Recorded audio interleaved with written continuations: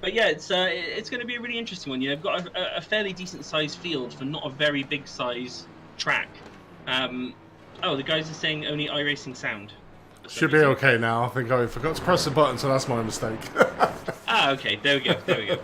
Okay, so welcome, welcome to round one, guys. We're just watching the end of practice here. So, yeah, as I was saying, you know, it's the setup we have is incredibly spicy. It's not going to be easy for the guys to maintain over a long distance. So, good thing we've got the 20-minute sprint races.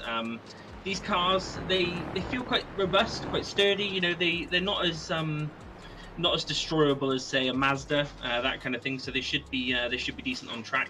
And obviously we've got the Brands Indy layout today, so we don't have any of the back half of the section of the track. So none of the big sweeping ups and downs of the hill. This is a short, punchy little track, and should be perfect for the Clios.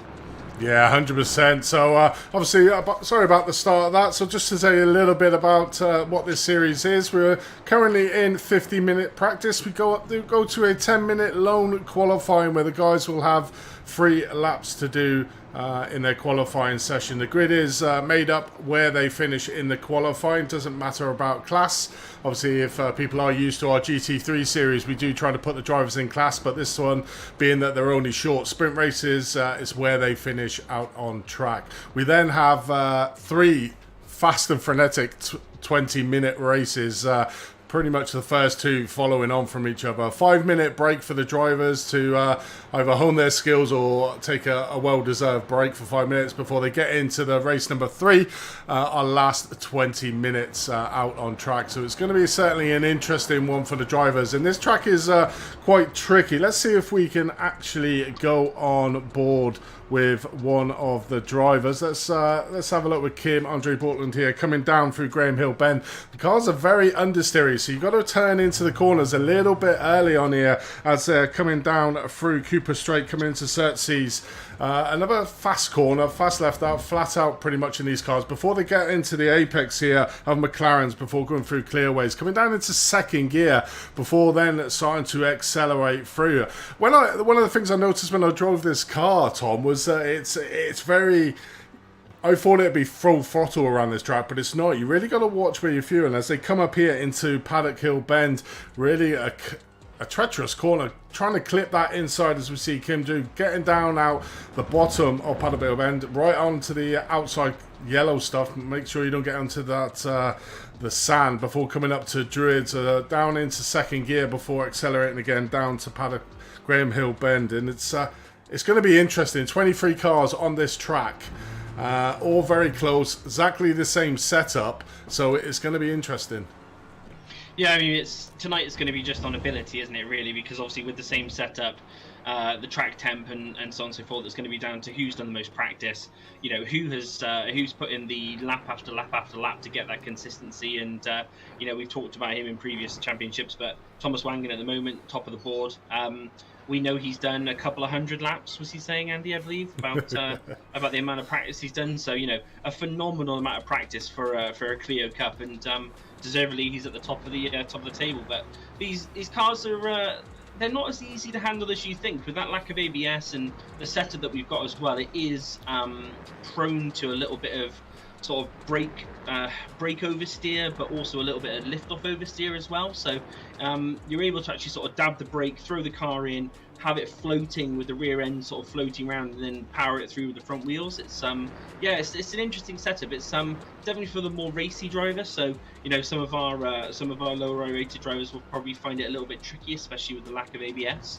But yeah, it's gonna be crazy, mate. I can't wait to see it start. Yeah, it is. I mean, it's as we watch there, Leaking McGee, probably going to see that quite a few times coming through Paddock Hill Bend, coming down the bottom, trying to go in a little bit too hot into there. It's all about trying to get the car stopped well before you turn, because if you're turning and braking at the same time in these cars, you literally go straight ahead. It's that treacherous. It's your typical small hot hatch car, isn't it? You know, they're quick. But when you try and brake, as long as you brake well before and steer, not braking hard, then it'll get around the corners. But it's going to be such an interesting, 20-minute sprint races. We had the test session on Tuesday, and the first race, I think we had spinners out on the grid, and then we also had a little bit of carnage coming down Paddock Hill Bend. So it's got to be interesting. It's pretty much, I love the way that iRacing have done their tile model setup in the fact that you've got to warm your tyres up before you get straight in it. So, I'm really looking forward to that first lap. Got to take it nice and easy, get yourself in it, and then push on after the second lap. But with the drivers all having the same setup as we said, it's like you said, it's down to driver ability of who's going to come out on top. So really interesting rounds that we've got coming up. We do have 5 rounds in this series. Each round has 3 races. Currently go to Brands today. I'm just going to get the calendar up for myself here. Let me have a look at here. Where do we go? Let's have a look. So, sorry about that. Nope, that is the wrong setup there. I'll get it up in a minute anyway. You'll be giving them the calendar for the GT3s next. I know, I nearly did. There we go, I've got it up. So today we go to Brandjack with the Indy circuit. The next track is Thursday, May the 25th. We go to Donington Park for the national circuit.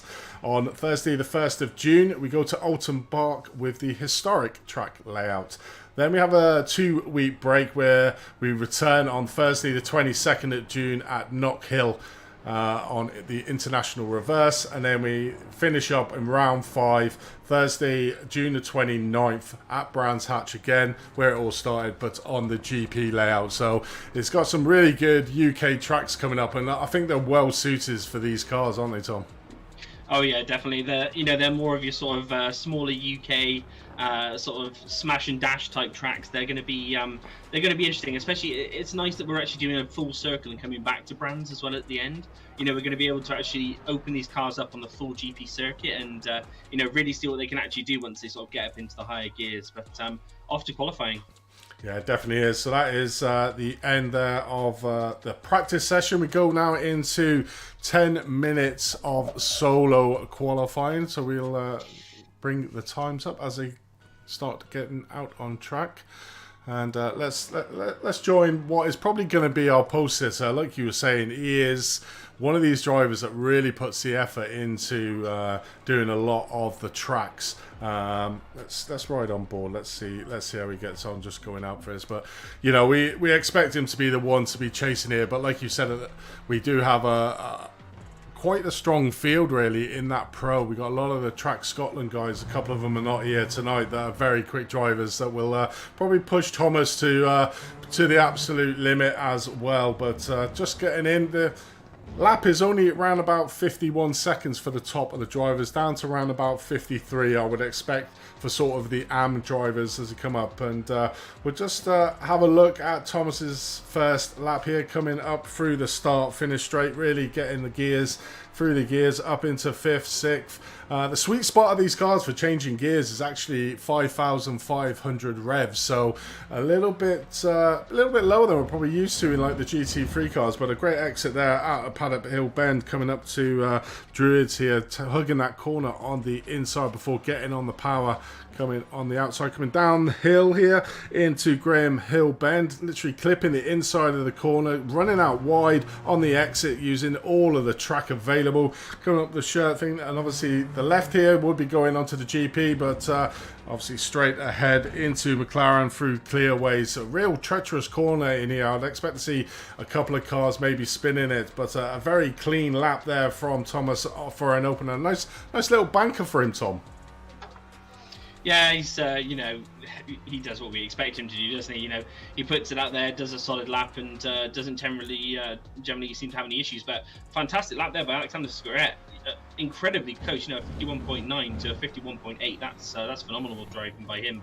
And then we see Wines putting in a decent time as well. But a few guys, struggling to get in the sub 52s, Andy, by the looks of things. Yeah, it definitely is. It's very hit and miss. If you get them pesky off tracks as well, you've really got to, like pretty much every qualifying session, you want to be putting in them banker laps to make sure that you've got a time, and then you've only got another 2 laps to try and improve on that time. But if you're not getting the lap timers in straight away, you can see there 14 drivers out of the current 23 we have on track have only set a time. Bearing in mind it's only a 50 51 to 53 second lap around here, so a few of the drivers probably getting them pesky little off tracks here as we watch Leah Anderson coming through. One and only female driver out on track, but certainly a very quick racer. Did very well, I heard, in the 24 hours with Team Olympus on the weekend in the Nürburgring.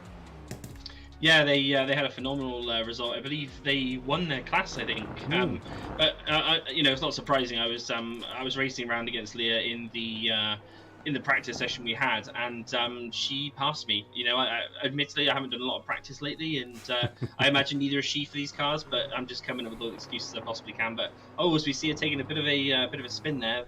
Not showing her true potential, but she's you know, she's definitely got a lot of pace to make her way up the grid, and she'll be battling along if she doesn't get a qualifying time in.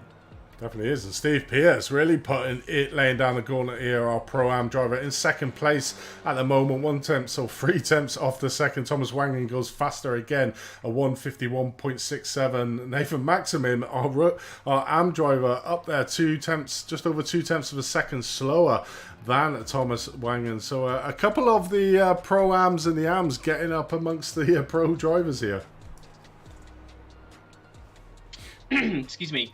Yeah, it's nice to see them mix up the field. You know, I mean, Nathan Maximum putting in that time, he's in the wrong class. Absolutely. I mean, that's phenomenal. You know, considering there's no you know, there's no toe or anything like that, unless he. Oh gosh, as we see Steve Pierce come across there. But you know, it's phenomenal to see somebody in that iRacing level put in such a fantastic time. I mean, is Nathan Maximum the Clio master? You know, because Thomas Wangen, we expect him to be quick, but to see Nathan Maximum put in that time, I mean, that's just absolutely ridiculous. So fair play to him. I mean, he's almost put in exactly the same time as Wangen. That's phenomenal. It'd be interesting to see if somebody can knock him off the top spot for a change. Definitely is, but Daniel Sedgley there, his probably one of his main rival out of his teammate Neil Eric Isaacson, basically getting into the GT3. So it's good to see the rivalry in the Clio Cup resuming from where the GT3 Season 2 is taken on, with Dan Sedgley right behind Thomas Wangen here in qualifying. Currently got 5 minutes left, but like I said, the drivers only have 3 laps to complete, so probably the majority of the drivers have already completed their 3 laps out on track. But the field is pretty spread up. The Pro drivers are certainly not having it all their own way at the moment, but certainly Nathan Maximum putting in a stormer there. You can see him at 3rd on the grid. He may have to move up a track, so thinking, can I get the BMW? Oh, gotta love Andy, gotta love Pops. Pops, why are you not out on track, mate?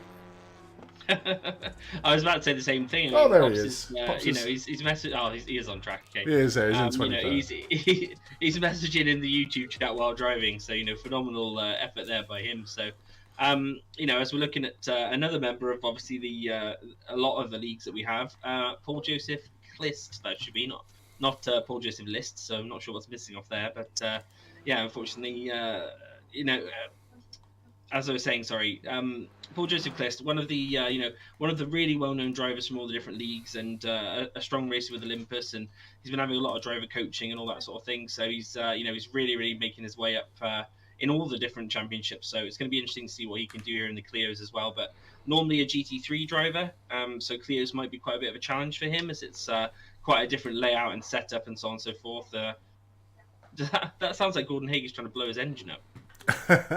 Probably is, to be fair. Yeah, I'm pretty sure he was driving along on the rev limit there.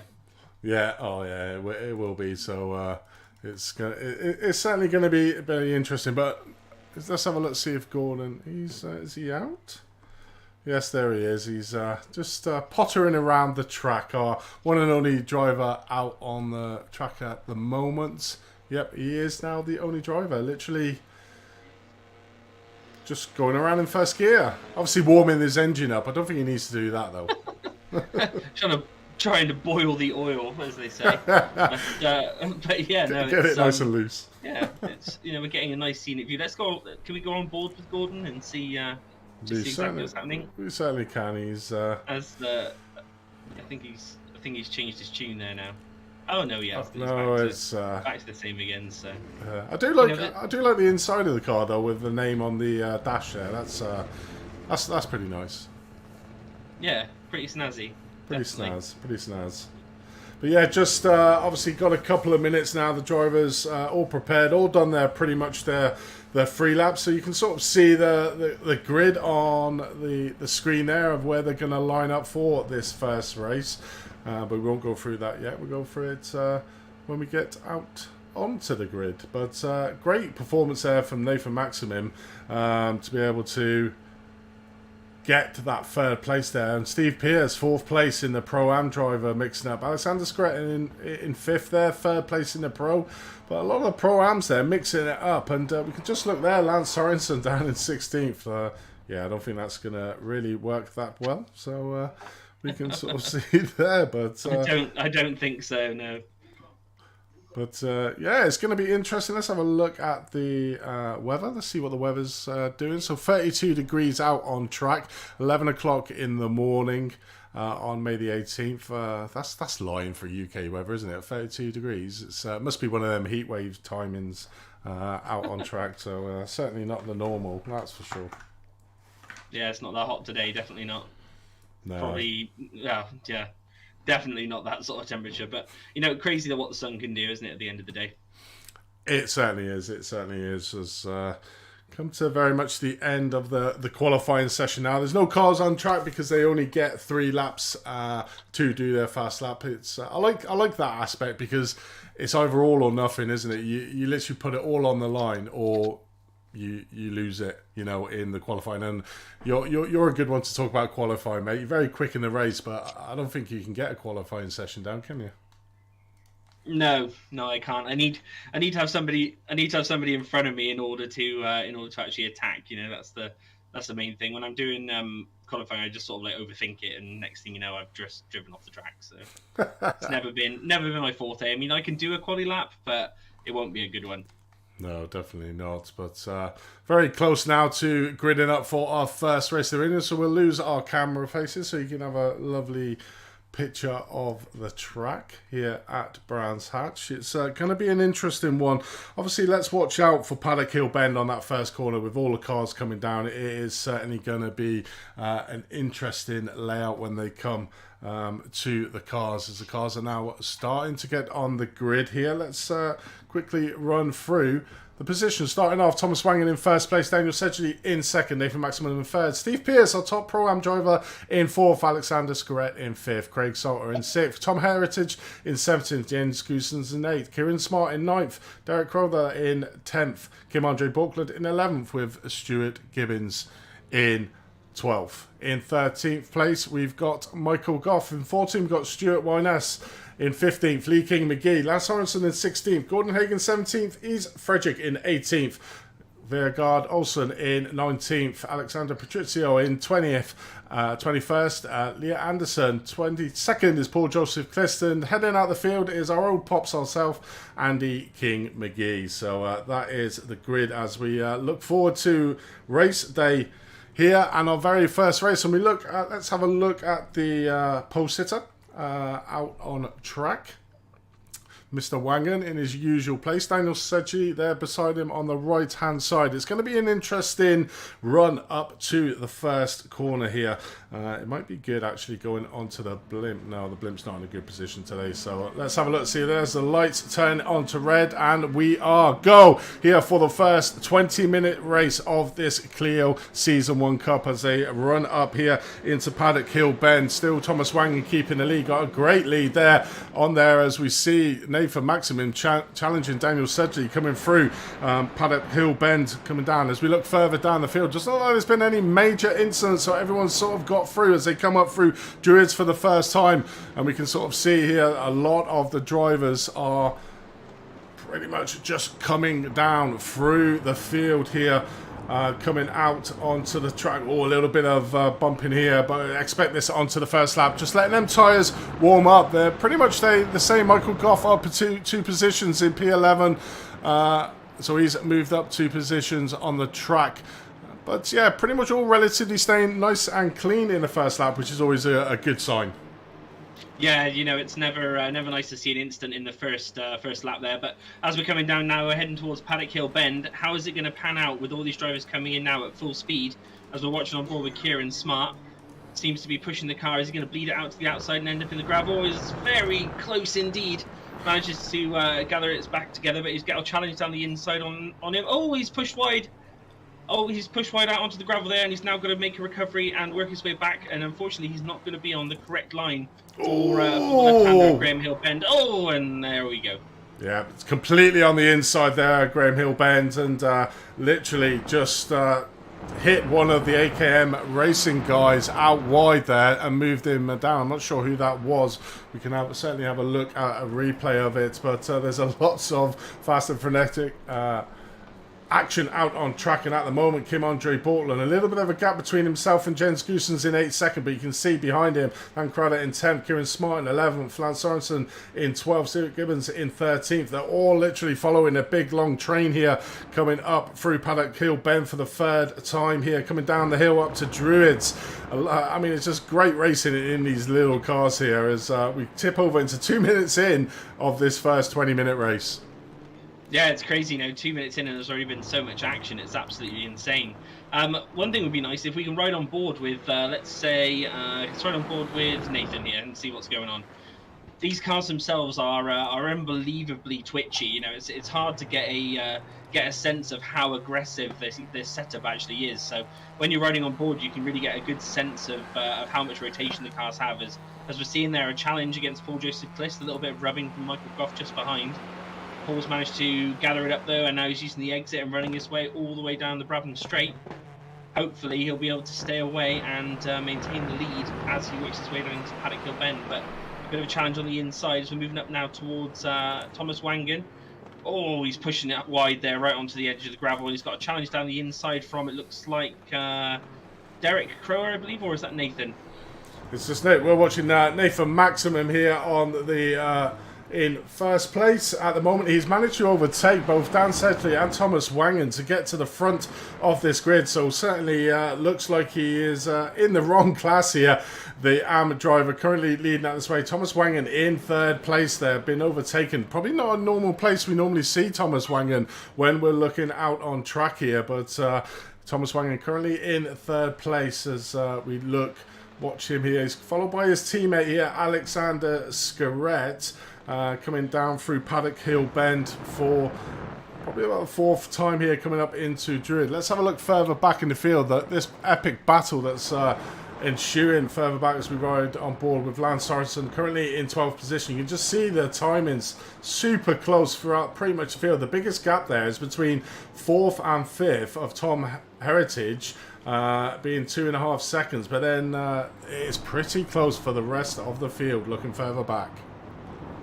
Yeah, they're all sort of spreading out now and starting to find their groove. They're not trying to do anything too silly. I know it is a 20-minute sprint race, but they don't want to go too insane and put themselves in a bad position for the next rounds coming up. But these guys are going to battle as hard as they possibly can, like they do in every single round. And the Clios, even though they're not a big, powerful rear-wheel drive GT3 car, they certainly offer some fantastic racing, and they certainly offer some fantastic challenges for the drivers. Yeah, it certainly is. As we ride on board with Stuart and S, our Pro-Am driver from Track Scotland here, just trying to chase down Michael Goff in P16th. I suppose the classes really go out the window because it's all about having that good start and then maintaining the speed. And if you're caught up in this sort of midfield battle, it's going to get exceptionally hard to try and make them passing manoeuvres with the cars being identical setups out on track to be able to do this. We're watching Stuart Winness, and we see there a great move there from Michael Goff up the inside there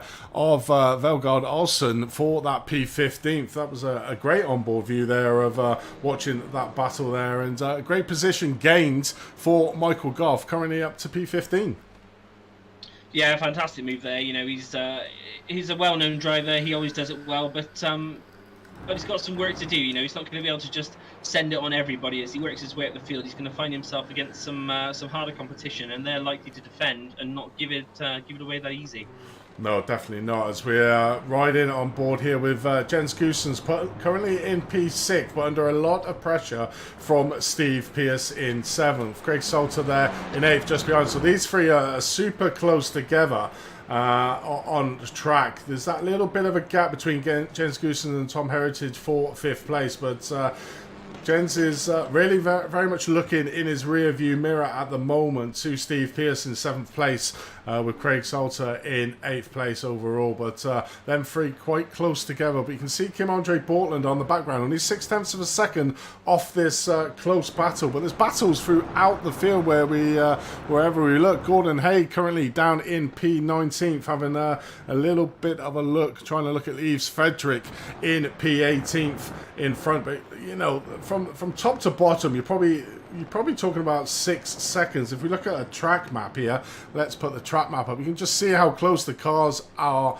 out on track. Currently P25 is Pops, as we call him, driving around. Let's have a look at Pops there, just slightly off the back. He is a newcomer to iRacing, so he's come out to join us. He's not the quickest driver on track. He's literally just trying to get it through each of the corners and each of the rounds are clean, and it'll gain experience as the rounds go on, get used to the car, how it handles. But great to see Pops out on there. We normally see him in the YouTube chat looking for giving people 5 race bans, but it's going to be interesting. It's interesting to see him out on track. But let's have a look back up with first place, and Thomas Wangen has managed to get back out in front. What's happened to Nathan Maximum? Let's see if I can find what happened there. Yeah, he's currently running down in P4. Must have been some kind of incident with running off track, I imagine. He's still going well, and the car doesn't seem to be too damaged, I don't believe, as far as we can tell. But you know, it's easy to make a mistake in these Clios. You know, they do suffer from a bit of torque steer and a bit of understeer as well if you try and lay on the power as hard and as fast as you possibly can. You know, it's not an easy car, the Clio. It really is rewarding when you get it right, but it certainly can go wrong very, very quickly for you. Yeah, it definitely does. Thomas Wangen managing to get back up, and he's himself and Daniel Sedgley at the moment starting to pull out of a gap here on Alexander Scaret in 3rd place, 2.2 second, with Nathan Maximum in 4th place overall. So it's a bit of a gap between the usual two we see battling it out in the GT3, starting to try and leap a little bit of a gap between these two and Alexander Scaret, who does have Nathan Maximum in 4th place. They're just following on from Alexander Scaret. So these two little battles, and starting to get the little gaps starting to form on the track map. You can see in the top right hand corner of there, they're starting to get a little bit more spread out on track. But we'll join back up with Steve Pearce here, currently in P8th, but leading out a trio of 3 cars there. Kieran Smart just behind him in P9th. Dan Crover in 10th place there, 0.4 of a second behind Kieran Smart. So these 3 following on behind each other for that P8th overall. Steve Pearce obviously down 4 places from where he started out on this grid, so not the best of starts for him, but he is one of the Pro-Am drivers on track. Currently P2, you can see him there in the Pro-Ams, with Tom Heritage currently up in P6th. Yeah, you know, speaking of losing 4 places, the driver in front of him, of Kim-Andre Bortland for Sim Racing Norway, he's actually up 4 places. It looks like he's one of our highest, if not the highest. He's the 2nd highest gainer over Leah Anderson for SSRT, who has actually jumped up 6 places since the start of the race. And she's finding herself now in P15. But, you know, fantastic job by Leah, and a fantastic job also by our man up there at the front, or towards the front half of Kim-Andre Bortland. Definitely is. It's super close racing out on track. I mean, it's quite easy to lose positions, but also to gain positions. It just takes one slight little mistake, as we watch Leah Anderson there coming through Paddock Hill Bend, coming up into Druids. Currently halfway through this first race, there was a question whether the fuel that we actually gave them in these setups would see a session. They literally will have probably around about half a litre of fuel left at the end of this race, so they won't have to pit stop. So we're not that cruel that making sure they do take a pit stop. But let's have a look further back in the field. Lee King McGee currently out, does have broken ribs, so has not been able to do probably the training he wants. Is at the back of this 5-car train here between himself, Vega Olsen, Yves Frederick, Gordon Hay, and obviously Lee King McGee just at the back of this group, trying to chase down with Leah Anderson at the front of it. So this bottom half pack of the battle for P15th overall. So still fighting out. Going further up then, let's have a look at Jens Goossens, currently in P15, 2.9 seconds behind Nathan Maximum in front of him as they all sweep past Andy King McGee there, getting a lap down, but doing a great job of just staying out of the way. But looking further back, we've got Lance Sorensen has gone into the pit, so I'm not quite sure what happened to him. Let's have a look, see if I can find a replay of what happened. Lance Sorensen jumps to the pit, so here it is. Let's see what happened to last year. Oh, it looks like a very much defensive here. Super on the inside. That is Nathan Maximum coming around Paddock Hill Bend, just clips the back end. Lance Sorensen hits the wall, and then basically returns back to the pit. So a common mistake, a common incident, I would say, out on track here at Brands Hatch is that first incident. Certainly going up there, if you're trying to get too wide through Paddock Hill Bend, it's very risky. But Nathan Maximum up to 4th place, but that promotes Jens Goossens, who are currently watching, up to 5th overall. He does have a bit of a gap, 2.9 seconds to Nathan Maximum in 4th place.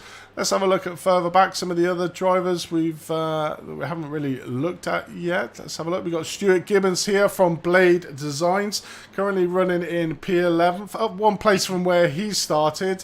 So at least it's a positive at the head again of this 4-car train between Craig Salter, another new driver, to Performance Link there in P12, with Michael Goff just behind him for AKM Racing, with Stuart Winness of Track Scotland in 14th position. But relatively, I mean, we saw in the test session, Tom, a lot of incidents happening really on that first lap, but a great start to the first lap where we didn't really have that much incidents going on. Yeah, quite surprising. You know, you think it would be a bit more carnage, considering it is Clios, and anything that's sort of hot hatch based or touring car based is you know, it's an excuse to do a bit of rubbing and racing at the same time. So, you know, hats off to the drivers for actually managing to get through the first couple of laps. A few incidents here and there, but we didn't see the big you know, the big pile up or anything like that will warrant, for example, like a safety car or something like that. So, you know, it's great to see the drivers actually being able to put in the laps early on and you know, make some decent moves. Yeah, certainly it certainly is out on track. So it's all go here. 13, nearly 14 minutes in. It's only 6 minutes left of this first race. Thomas Wangen has managed to break away from Dan Sesley in 2nd place. 1.4 seconds ahead is Thomas Wangen. So the top 3 pretty much spread out now. So Nathan Maximum has really trying to track down Alexander Scorette here for that last podium position. So this is probably the closest race in that top 3 battle. The front 2 are sort of slightly pulling away from each other. Jens Goossens about 2.9 seconds back from Nathan Maximum. So Nathan's just looking forward as we watch him here going up into Druids onto the outside. Is he going to try and take the switchback? Going around the outside, is he going to try to undercut him? He's going to be on the inside line here, coming down into Graham Hill Bend, but thinks better of it and just tucks up behind him. Does have time in his pocket and is within that slipstream effect, so may be able to get him coming down the start-finish straight here. We'll stay on board with Nathan Maximum. Let's have a look on board as we look ahead to Alexander Scorette, who's under a world of pressure at the moment from Nathan. Is he going to be able to make a move here? It's all about this exit coming out of Clark Curve, getting onto the power early. It's pretty much like the Mazda. You've got to keep the speed and momentum up through the corners, and you can see there that Alex managed to get away slightly from Nathan there, coming down into Paddock Hill Bend here for the last 5 minutes of this first race. We've got another 2 20-minute races coming up, Tom. It's going to be epic. Yeah, you know, it's 20-minute races are certainly, you know, the spicy sprint style, aren't they? And we're going to see a lot of guys putting in as much effort as they possibly can as we come into this last 5 minutes in order to get the places that that they feel like they want and you know, feel like they deserve as well. So riding on board at the moment with Gordon Haig as he comes down Hallwards Hill into Druids, just sort of maintaining the balance at the moment. You know, he's been consistent, Gordon, but unfortunately, he's running in 17th, and I have to be honest, I thought he would have been a bit higher up the grid. Normally, a very quick driver and very consistent, but today seems to be struggling a bit in Spicy Clio.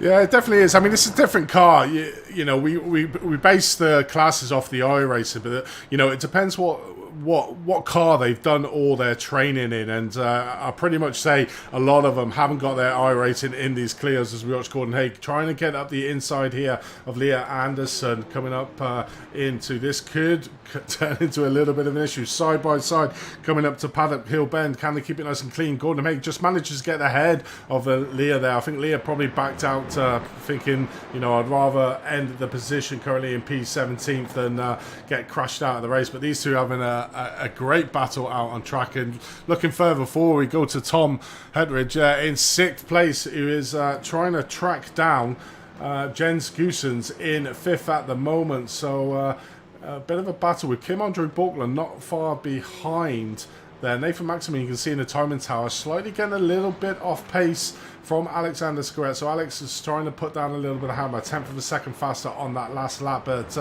these sort of frees here, we see Tom looking up the inside here into Druids. Is he going to be able to get it done? He certainly is, but he may be on. Can he get in front? Yes, he can. What a great move there coming up. The classic move coming up into Druids. Yeah, fantastic move there, and he's actually done the exact right thing. He's managed to get in front enough that he's able to cover inside line as they work through into Graham Hill Bend there, and now down the Cooper Straight. Sorry. One thing he's got to be careful of with a car this unbelievably close behind. With a car this close, as he works his way through clearways and down through Clark Curve, is he going to be able to maintain that lead all the way down the Brabham Straight and all the way into Paddock Hill Bend? There we are, side by side again. Jen's got a really good exit out there. You can see he's got his car slightly ahead of Tom's at the moment, coming down the Paddock Hill Bend. And a little bit of a contact there, and Jens goes off wide through Paddock Hill Bend out into the kitty litter. How has he managed to save it? He loses another position, just trying to get him here. And he loses it again through Druids there. So there might be a little bit of damage on that car. Slight incident there coming round Paddock Hill Bend between himself and Tom Herridge in 5th place. But that's racing. A little bit of door banging coming down into there. It is, but maybe a little bit of a back quarter. Let's have a look, see if we can see what happened there. Let's have a look again at that incident, Tom. Yeah, that's one crazy thing about Paddock Hill, isn't it? As you're coming down here, the guys are looking to go side by side. Oh, he just comes across to try and take the line in. Unfortunately, Jens is just in the way there, and that gives him a good old punt. But does Jens manage to... He actually does manage to avoid the barriers there and recover it.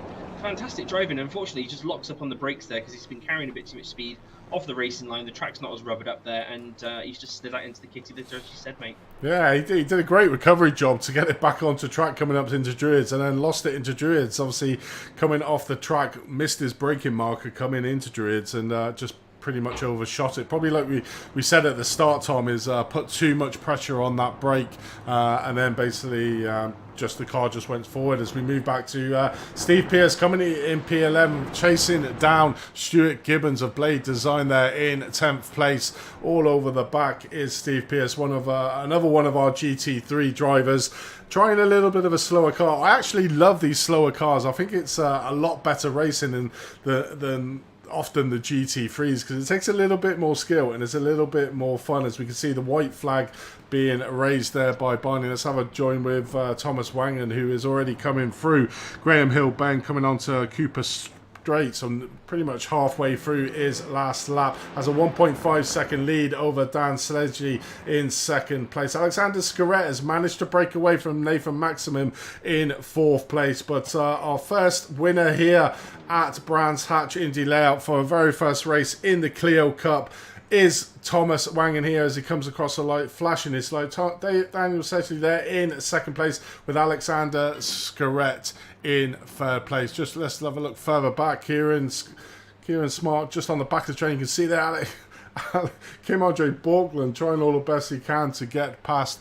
Tom Herridge in 5th place, but not able to do it. As we watch the tail end of the field, let's have a look at Yves Frederick, who is quite close, but I don't think he's going to be able to get Leah Anderson on the line here. So Leah will keep that P16 up 5 places, our biggest mover, along with Kim-Andre Borkland in this first race. But it's going to be quick, and the second race is literally going to start as soon as this one finishes. So that's your finishing positions on your left, and your starting positions for the second race here. We'll try and get the results up. We'll see if I can, but it's going to be super quick for the race. The guys are going to get out on track straight away. Let's have a look to see if we can get there. Sure. Okay, that's not. Apparently they were all ghosts and nobody was racing in race 1. Exactly. As far as we can tell. There we go. How's that?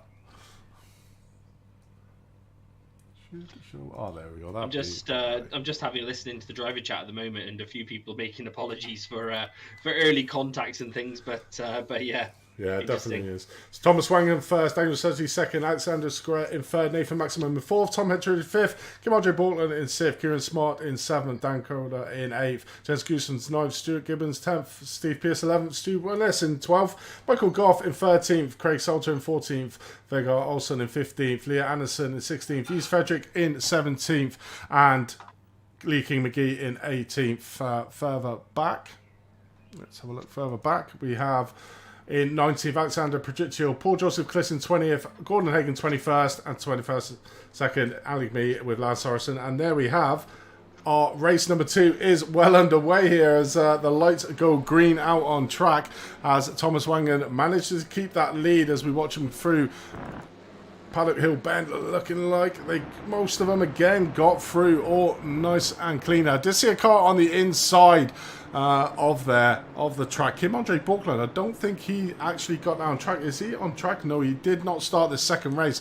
That's how quickly he's missed the start of the second race. So after a great start, he is nowhere to be seen in this second race as we watch Thomas Wangen getting an early lead over Alexander Scaret. 1.4 seconds is a gap, and it's not even the end of the first lap. He is certainly on a mission. Doesn't want to be caught here in this second race, and really putting the hammer down straight from the off. What, nearly 2-second gap between himself, and you can just see the battle there. As let's have a look on board of Kieran Smart here in 4th place.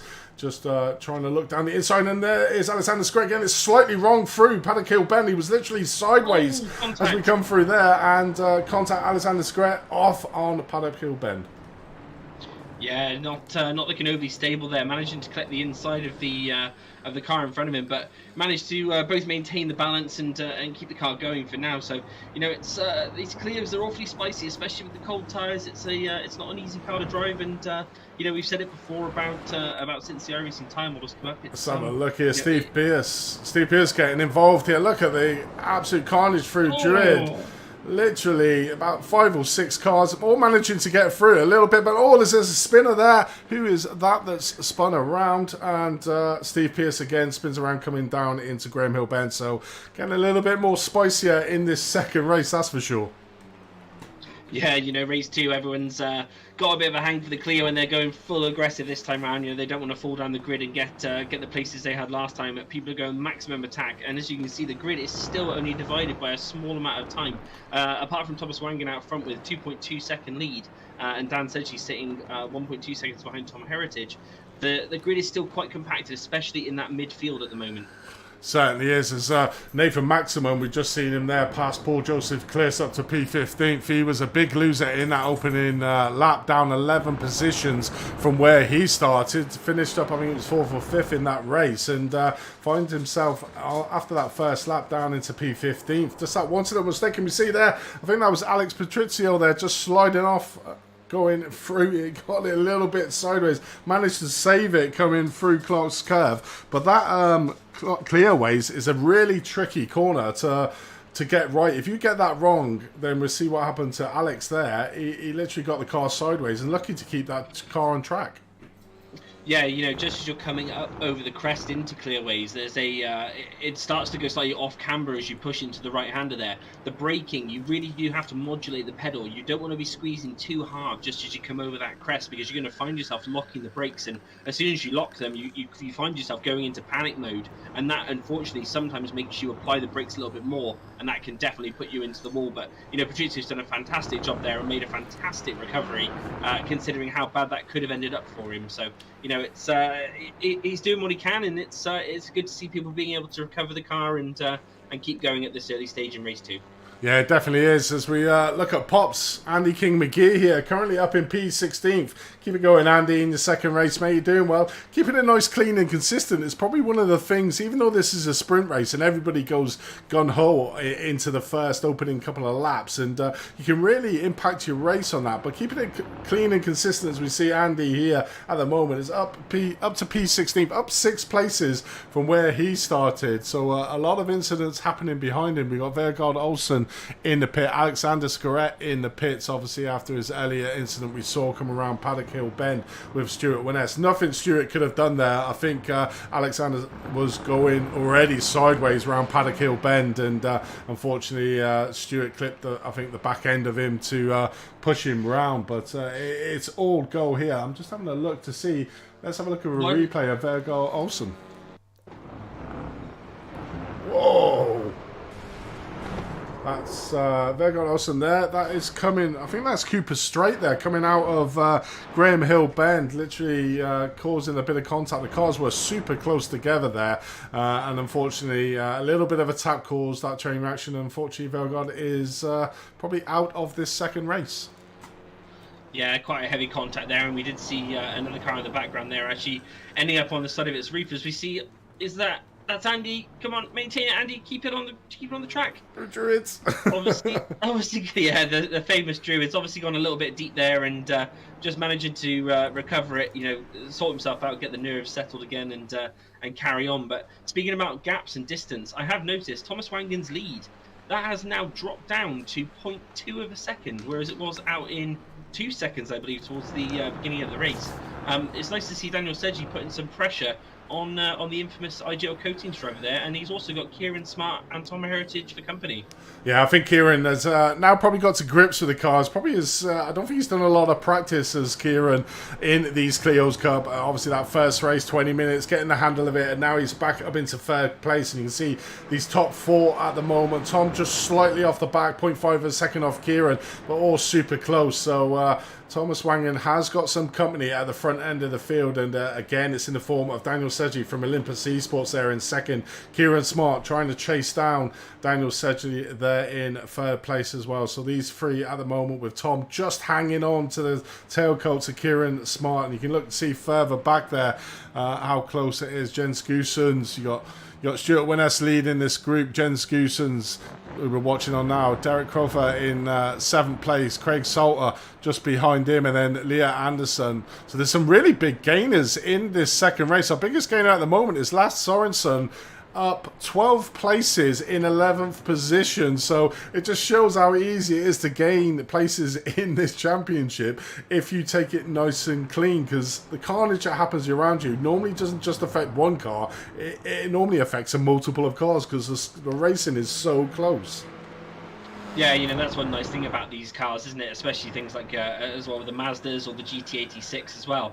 This platform, with the ability it has to take a few knocks, a few bumps and that sort of thing, people are going to send it a little bit harder than if they're driving a bit more fragile GT3 or say, for example, if they're driving a prototype. You're not going to want to go near anybody, let alone go to a curb. So as we're riding on board here with Deck Crowther, working his way down through the Paddock Hill Bend on the way up to Druids, is he going to have a look on the inside? He thinks a little bit better of it, but as we're seeing multiple lockups there in front of him, it just shows you how hard these drivers are actually pushing in order to get a good rotation of the car under braking and feed it into the corners. But he's putting in some decent laps and running in a decent position as well. P7 overall at the moment, with Jens Goosen and Stuart Winness just in front of him for company. Yeah, definitely has got opportunity to move up, and I'm pretty sure that might not be him in his picture. So I'm pretty sure I've seen that person before, but you never know. It may well be. It's we'll have to see if that is actually in, but I'm pretty sure it's probably not. But yeah, currently riding on board of Deck Crowther here in 7th place does have Jens Goosens just in front of him, and you can pretty much see the next 3, 4, 5 cars in front of him, and that big train we can just see right at the top just going through Druids. We'll see him now coming down here into Graham Hill Bend. There's all closely packed really from first all the way back. There's a slight gap between 4th and 5th for Stuart Winness at 1.2, and then Tom's sort of coming a little bit off the pace here and falling off the back, so in a little bit of no man lands. Makes a slight mistake there coming through clear ways. We'll lose a little bit more time and come back into the clutches more of Stuart Winness in P5, but interesting close racing at the front. As you can see, the top 3 there covered by 6/10 of a second, so certainly Thomas Wangen's got his work cut out for him as all top 3 do a 51.9. I mean, that's phenomenal in a race currently approaching the halfway mark in race number 2. Yeah, that's an incredible amount of pace, and as we're seeing now, the top spots have actually shifted around. We've got Thomas Wangen obviously running in P1 at the moment with it was Dan Sedgley close behind, but now it's Kieran Smart who is who's pushing in front of Dan and trying to make a little punch up for Thomas Wangen up at the front. But we're riding on board at the moment with Tom Heritage sitting in P4 at the moment and leading his class. Been doing some good laps, Tom. You know, he's having a good race, and he's up 1 position from where he started. Putting in the laps, Andy. You know, not doing anything wrong, not doing anything overly right, but plodding along and just off that podium spot there. It is. Let's have a look at the passing opportunity that that we saw from Daniel Sedgley losing that 2nd place to Kieran Smart. So I think it was an off track here through Daniel Sedgley here, just right on the back of Thomas Wangen. You can just see how close he is here, coming up through Paddock Hill Bend. Does he just get pushed out slightly wide here? Literally off the way, gets onto the kitty litter so quickly, and that was the passing move that Kieran Smart was able to make the move. So a little mistake there from Daniel gave the opportunity for Kieran to make the passing move. I'm just having a little listen to the driver chat there. Sorry, Pops is communicating, saying that they need to put a Dodgems car livery on one of the driver's vehicles. So a couple of people are having a bit of a spicy race and finding themselves in a bit of contact. But running on board right now with East Frederick with Paul Joseph Clist running up in front. Paul's doing fantastically well in this race. He seems to be blending with the Clio well, as looks like he's actually just about pulling a gap on East Frederick there down the straight. Definitely is. As we look on board on the blimp, we can see, wow, the speed difference and the closing speed. Oh, a little bit of contact there. Probably about they both made contact. Oh, no. And East Frederick goes off into better. You can see there out on track. And unfortunately, a little bit of a mistake coming into Paddock Hill Bend. Let's have a look back at that. I think it was pretty much a 50-50 there. Let's look on board row bar of Paul Joseph Clist here. Right, Paul's driving right now down the inside of Brabham Straight. He's working his way towards Paddock Hill Bend. He's finding the car on his outside. He tries to maintain the inside line, but unfortunately he's just pushing it a little too hard. And yeah, there's just a giant contact there in the middle of the apex. And both drivers were battling hard, and they both wanted the same place on the track, but unfortunately there wasn't the room for two on that racing line. There certainly was, and I think it was that initial contact between the two drivers coming into the braking zone of Paddock Hill that hit him. But East Frederick's still going around at the moment. He's gone into the pits. Drivers do have a fast repair to use, so he can get right back out on track. But that puts paid to that battle, I suppose. But Nathan Maximum, what a great recovery drive from him as we see him going massively off track there on Graham Hill Bend. Oh, as we see a car off the track. Who is that? Oh, gosh. Who was that? I think that was that? No, that wasn't Vega Olsen. I'm not sure who that was, but that could have caused a little bit of carnage here. As we see Tom Heritage is gone into the pit lane, so he's had a bit of an incident as well. And oh my word, I think we do have a bit of an issue with Stuart Winness. Let's have a look at what happened to Stuart.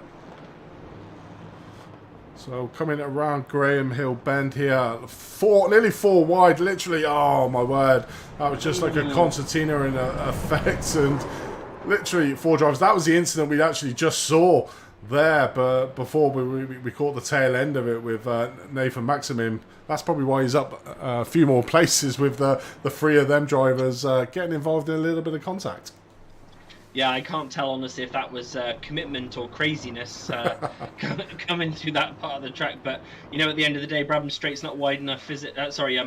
Coming into Surtees isn't wide enough for 4 cars at the end of the day, and something was going to give, and unfortunately, it looked like it took out more drivers than it needed to. But you know, these guys are pushing as hard as they can. They're trying to get the places, as you always want to do in a race. But sometimes you've got to learn to just take it easy, take a deep breath. You know, there's still 7 minutes, 6.5 minutes left. You know, you don't want to be going too crazy when you don't have to. You know, it's everyone wants to battle hard, but sometimes you just got to bite the bullet and and tuck in behind.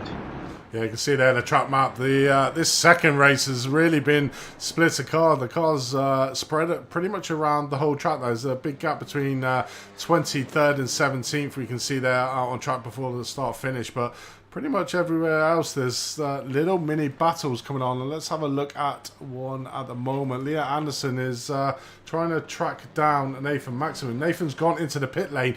I reckon a few of these drivers might be starting to get a few drive-through penalties. Let's have a look at Nathan and just see if he drives through there. So there's a 15 incident limit here out on track, and I think it is. Yes, it is a drive-through penalty here for Nathan Maximum, pushing really hard to try and gain the positions, but pretty much lost it all now. Down 9 places from where he started, back into P13. So we have a few drivers reaching the incident level here early on in race 2. So we've still got 6 minutes. They've only got 8 now. If they get another 8, they have to do another one. So really got to be cautious, and it's going to be hard for him to push now. Yeah, with the amount of contact that we're seeing on track by some of the guys, it's easy to see how they're getting that 15x limit. And as you said, they've only got another 8x left, so a couple of contacts and they'll instantly be going sort of back through for another drive-through. But speaking of, places and positions gained as well as we were earlier, Leah Anderson is now up 9 places into P7. Fantastic driving by her. So it's, a massive congratulations just to show what can happen if you keep it clean and, drive nice and sensible at times. Not always, but she was pushing me along quite good in the practice. So I know she's not that kind, but yeah, fantastic driving for her at the moment, and the Scottish driver doing a cracking job. Definitely is. We've got Craig Salter here running around in a solitary 6th place at the moment. A little bit of a gap back to Leah Anderson in 7th place there. So the gaps are a lot bigger than they were in that first race. I think it was just a carnage in the first 5 minutes of this race has really split it up, and you can sort of see the gaps now out on track. There's only a couple of close battles, and there's Thomas Wangman's now actually starting to get away a little bit from Kieran Smart. I think that was maybe a slight little mistake there from Thomas, but the gap is still 1 second. So the battle really here is for 2nd overall as we ride on board with Daniel Sedgley from Olympus Esports there. About 0.6 of a second off Kieran Smarts, and then a big gap back to Jens Goosens in 4th place. But another great drive. I mean, he's only gone up 3 places, but Dec Crowther there of Blade Design in 5th place. Only 0.2 of a second off Jens Goosens, so does have an opportunity to get into the top 4, does our Pro-Am driver. Our currently 1st place Pro-Am driver around out on track at the moment, but it's good to see we might have got a couple of the classes around. I think the Pro classes we may need to move around a little bit, Tom, but you can see on the timing tower there, the Pro-Ams pretty much all close together with the AMs, but the Pros, as you normally probably come to see, is that they're more prone to incidents, so you see the scattering out on field of the Pro drivers normally when they're trying to push super hard. Yeah, that's one thing you find with the Pros, isn't it? You normally end up with a sprinkling of them sort of all over the grid at times. We've seen it in our previous GT3 leagues, and we've seen it in our mid-season event that we had, which was an absolute riot for anybody that hasn't watched that. But it's when you're pushing as hard as you need to in the Pro class, you're going to make mistakes, and if you make mistakes, they're going to be big ones at the end of the day, because you're trying to carry all that speed and maintain the pace that you want to maintain. And unfortunately, sometimes it doesn't work out. And as we see from some of the losers down lower in the field of Alexander Skrett and Lars Sorensen. Yeah, you can see the temperature now creeping up. We started the session on 32 degrees. We're now up to 37. So we're getting into the realms where slidey tyres are going to come in. Certainly into the tail end of their stints here, the 20-minute stints. These tyres, certainly if they've been pushing them super hard, as we see Leah Anderson locking up there through Druids. And Michael trying to challenge here for that 7th place overall. But yeah, the temperature's starting to creep up. We've got another race left, so that's going to be around about just after 12 o'clock. So we could see track temperatures hitting nearly the 40 degrees. I mean, if the track temps get up to 40 degrees, that's going to be an absolute slide fest. You know, talking about the track temps getting even close to that, especially in the UK, is it's a little bit far-fetched in my opinion. But you know, we don't see that kind of weather, but we're still waiting for the rain to come, aren't we, Andy? When iRacing releases the rain, then I'm sure it's going to make things even more crazy. Yeah, it'd be permanent rain in the UK normally. So this it's one of them heat wave scenarios, I think, iRacing, because we are getting more and more prone, as we are currently watching on Gordon Haig making a move here on Paul Joseph Clist, and gets it relatively easy coming up into the first corner down Paddock Hill Bend, coming up into Druid. So a great position gain there for Gordon Haig, currently in P15 at the back end of the Pro-Am field here, but enjoying it anyway. I mean, this is only a 5-round series, so a relatively short one for these drivers, a little bit of a sprint series for the guys to get into, rather than the 12-round GT3 seasons we do. And we will be bringing quite a few more of these series little hot hatches.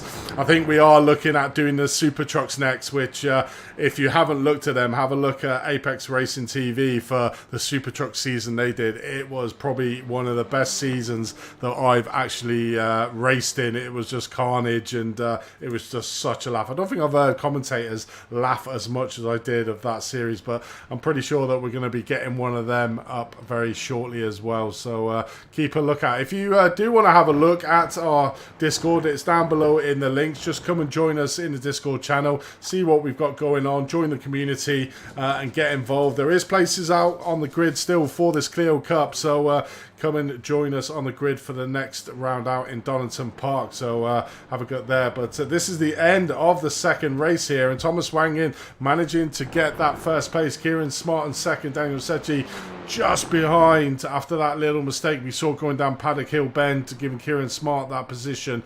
And that's probably all it takes with the top drivers there. But currently staying on board with Gordon Haig as he's coming across the finish line here in P15. Lance Harrison just coming in 14th. Gordon Haig and Paul Joseph Clist getting there in P16th.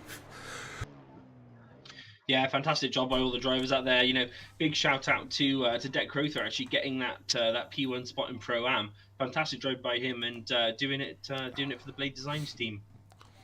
Definitely is. But let's have a look at the results here for race number 2. Drivers do have a 5-minute little practice session for them to do.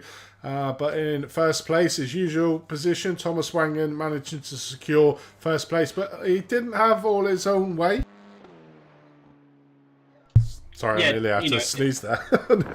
Nearly had to sneeze. I didn't want to put that out on broadcast. Kieran Smart there getting in second, Dan Sedgley bringing in the last place on the podium for race number 2. And all it took was that little mistake coming down Paddock Hill Bend for Daniel to lose that position to Kieran. So at least the top 3 is super close. Then a bit of a gap back to Deck Crowther there in 4th place. A great finishing position from Blade Designs team there to get the top of the Pro-Am field. Jens Goossens in 5th, Craig Salter in 6th, Michael Goff in 7th, Leah Anderson in 8th, Stuart Winness in 9th, and our top Am driver Stuart Gibbons in 10th place. Tom Hedges in 11th, Steve Pierce in 12th, Nathan Maximum in 13th after a terrible start, trying to get back up, but unfortunately had that drive-through penalty that put pay to his race. Lance Harrison in 14th, Gordon Haig in 15th, Paul Joseph Clist 16th, East Frederick in 17th, and Alex Patricio in 18th position.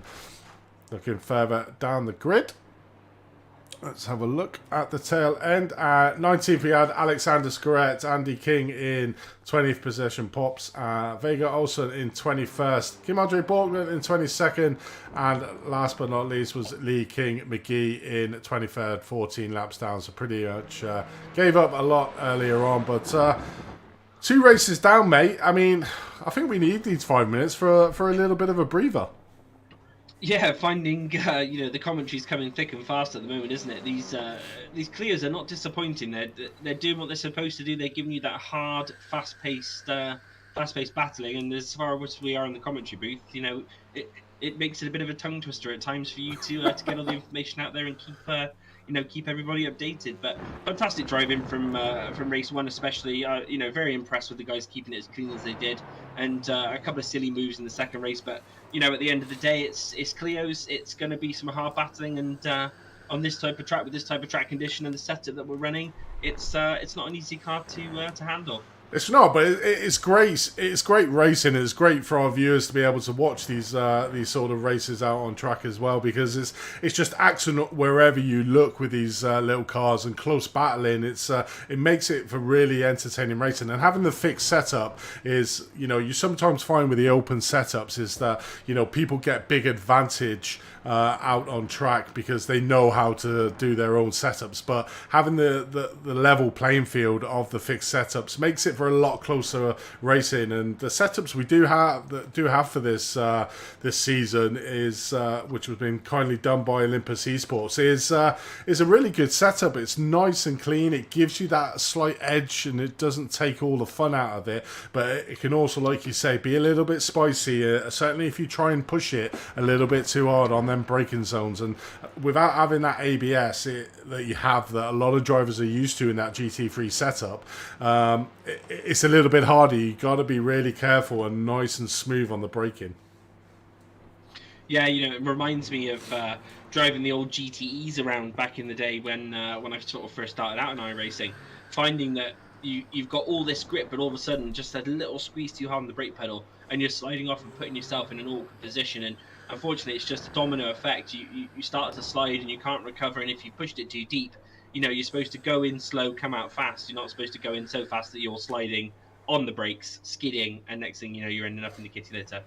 It definitely is. It's such good fun. I mean, I didn't think there'd be that much fun to drive, but I really enjoyed the test session we had on Tuesday, getting out on the track in these cars. It was just so much fun to drive, and they can take a little bit of punishment as well. We've seen a lot of the door banging where the cars are hit off, but they can get back on and carry on going. They can take a bit of punishment, these Clios. Yeah, they seem to be quite resilient, don't they? They're not too tender and not too easy to sort of punt off and crash. You are able to have some decent sort of rubbing racing with them as you would in real life. They're designed to actually be able to handle a bit of contact and be a bit more robust than your as we said earlier, your GT3s or GTEs or your prototypes. They're they're good little battling cars, and it's amazing how fun they actually are. For anybody watching, if you haven't actually tried the Clios, get yourself out on track and take it for a spin. Even on the base setups, it is a fantastic little rocket and fantastic fun for everybody to drive them out. What your ability? Definitely is. So there's that 5 minutes the drivers have had. They'll be gridding up now for the third and final race for the evening. Let's see if we can get the grid up. So in first place is Thomas Wang, and Kieran Smart starts in second. Daniel Sechley in third. Dek Crover is in fourth place. Jens Goosens in fifth. Craig Salter in sixth. Michael Goff in seventh. Leah Anderson in eighth. Stuart Winness in ninth. Stuart Gibbons in 10th. Tom Herridge in 11th, with Steve Pearce in 12th.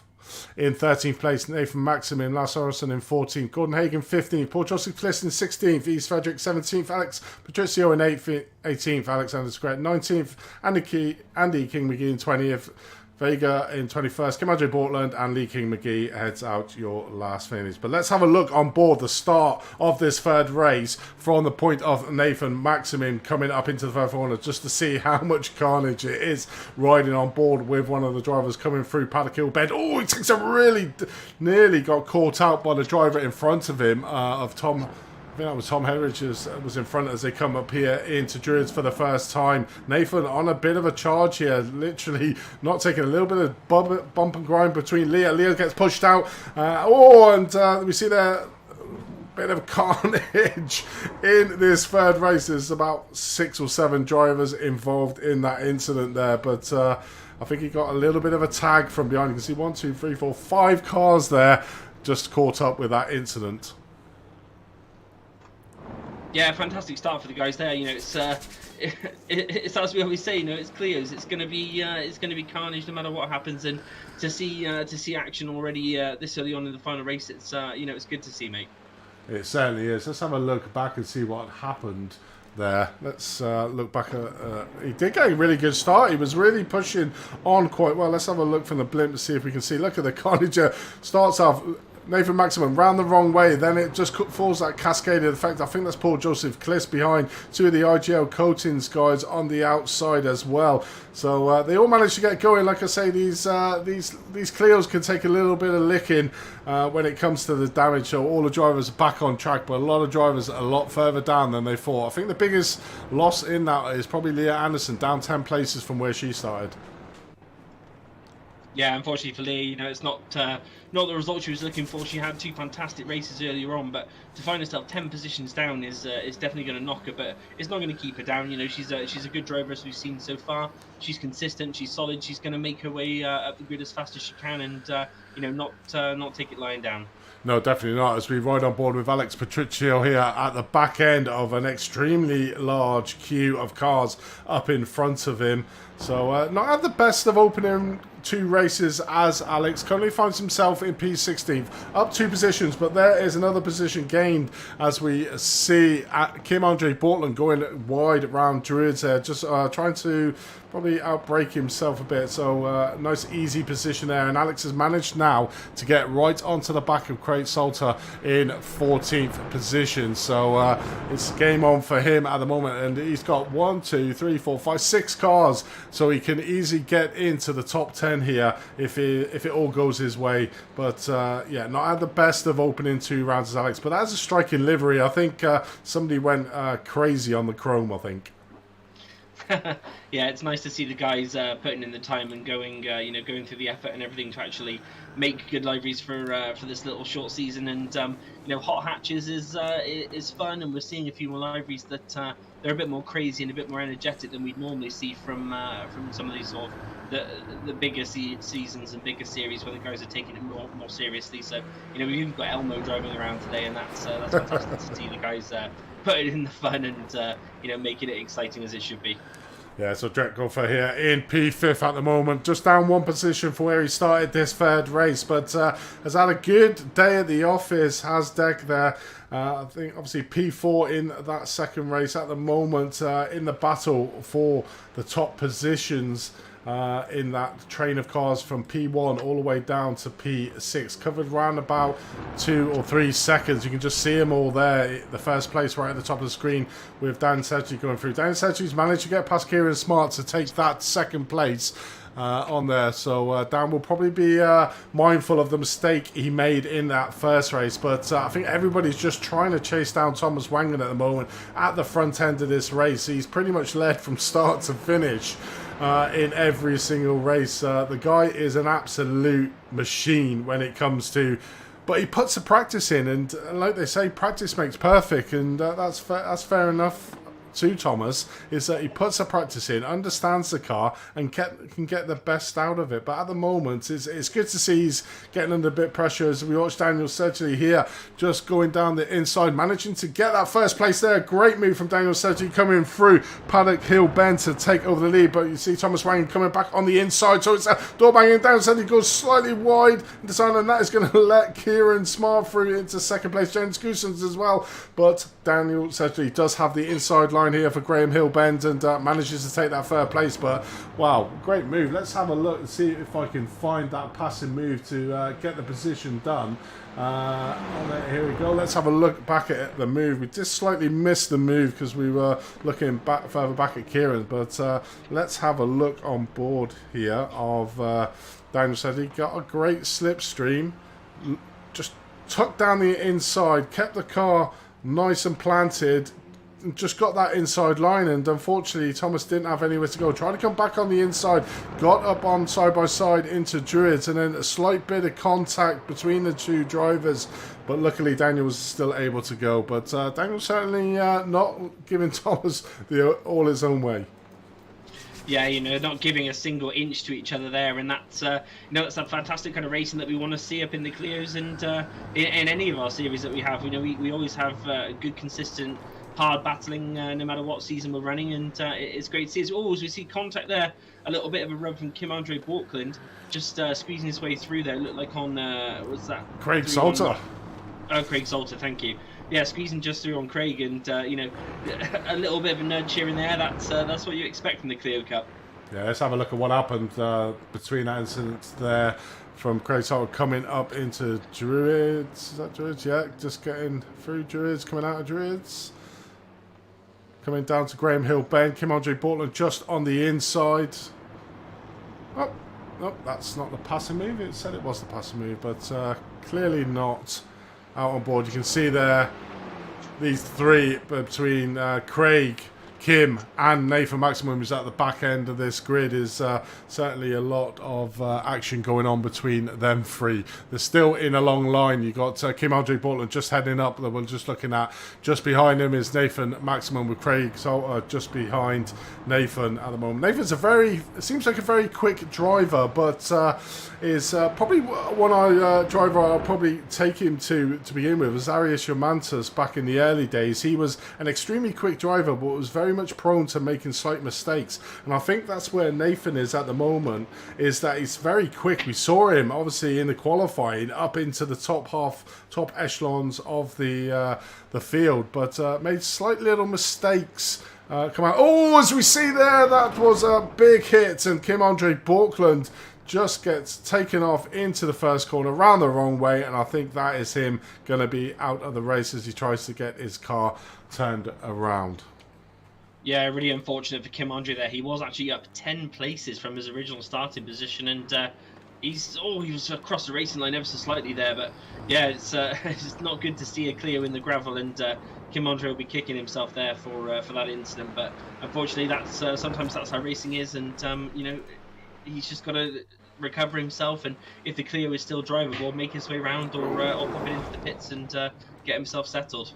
That was a proper hard hit. You can see how strong these Clios are. It still looks like a brand new car with not a lot of damage. I bet there is a bit of damage on that car, but you can sort of see the punishment these little Clios can take. I mean, that was a hard hit into the tyre, into the barrier. I think his car may be a little bit damaged, but still able to carry on, and as if nothing happened. As we can watch Alex Patricio there trying to get a passing opportunity, but not able to do it. Just looks like no damage on that car at all, does it? Yeah, it's kind of strange. I mean, it's showing that the French manufacturer there is quite robust, or it's showing that set of tyres on the top of the hill are quite soft and squishy. So good for Kim, but unfortunately, never good to take a spin, and it really has knocked him down. He's lost a lot of places there from the 10 places he had gained up in the beginning. So as we're on board here watching PJC, Paul Joseph Clist, who's currently running third in the AM category, but 18th overall, doing his thing, Paul. He's one of our drivers in the GT3 league that we find he can run an entire GT3 race with 0x, which is incredible ability there. So does that show that he's not driving quite at the limit, Andy, or does that show that he's just trying to be consistent? I don't know. I think obviously he was caught up in that earlier incident on the opening lap that we saw when we were riding on board with Nathan Maximum coming around, coming down this short downhill to Graham Hill Bend. He was caught up in that. So put a little bit of pay, but it's going to be a tall order. He is the man that normally gets the 0x's on races, but with the fast and frenetic racing out on track, I think it's going to be extremely hard for him to be able to get that out. As we look back at Pops, currently in P20 21st position. It looks like he will get that position because the two drivers behind him are out or in the pits. So yeah, I think he's enjoying it at the moment, Andy. I think he was a little bit nervous getting on the grid. This is his first league racing, but it's like anyone. You've got to dip your toes into the water to get, and then that's the only way you'll get better. And being in these sort of league sessions, you can learn off the drivers around you, get a little bit of racing tips, because it is one big community, to be able to get a little bit of pointers, I think. Yeah, it's amazing to see the people come and start in the very sort of beginning of their iRacing league racing career and be able to work their way up and as you said, learn from the other drivers. He does have quite strong teammates, obviously, with Michael Goff and Lee King McGee, who are both pros. So he does have some good people to train him. But it's just sort of maintaining that focus and understanding how the car feels. And you'll find a lot of guys that are incredibly fast in real life. Some of them are just not fast on the sim. I'll give you an example. The Stig. Or the old Stig actually went to Jimmy Broadbent's house and had a go at doing sim racing, and he was terrible. He was absolutely terrible. But in real life, he's able to drive these other cars at breakneck speeds, and it was just the sheer fact that he didn't have that, seat of the pants feel from the car while he was driving around. So it does take time to sort of get molded in with the sim. And that's something that Andy's finding, and he's done some decent laps. His best lap was a 53.5, not far off, not really. It's not 5 seconds down off the pack. It's not anything like that. It's not even 3 seconds down off the pack. It's quite admirable to see him being able to put in that sort of time at this early stage, and we've still got 4 decent rounds to go.